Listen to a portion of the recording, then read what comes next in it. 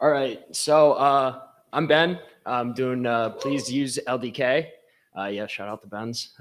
So I'm a big fan of LDK, but one of the problems, there isn't a lot of tooling. There's not like an easy way of like spinning up an LDK node and trying it out. So I thought I would add Sensei to Polar.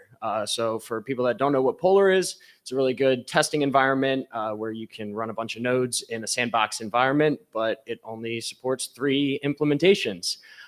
So I decided to add Sensei to it. I'm sure a lot of people have heard talks about Sensei, where you have a parent node that that shares resources with child nodes. So you have channel management and keys on these child nodes. So it's one of the LDK projects that is actively developed. If you use the sample node, it's not the best. It's just something you can spin up and try it out. Why we want to support Sensei and LDK. A lot of Lightning devs haven't used LDK. I went around and I asked about 35 people if they've used LDK. Or Polar. So about half of those used Polar, but so about like 20 people have used Polar, but only 5 people have used LDK, and one of them actually working on LDK. So, so it gets more people experimenting with LDK, trying it out. It gives John feedback. If API is breaking, just hack away at it and like really play around with it. So if we go on to Polar, wow, this looks really small. All right, I don't know how I can zoom in on this, but if you can see very tiny over here, you can see Sensei now in Polar.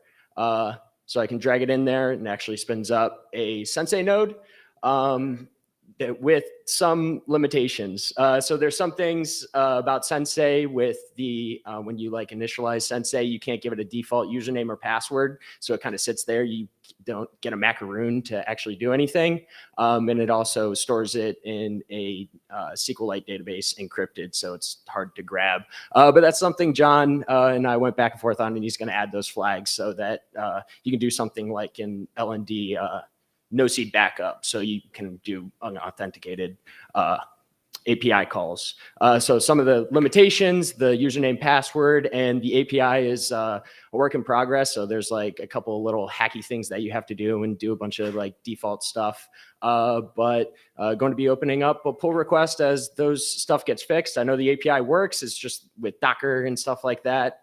So hopefully we'll be having Sensei on Polar here pretty soon. Thank you.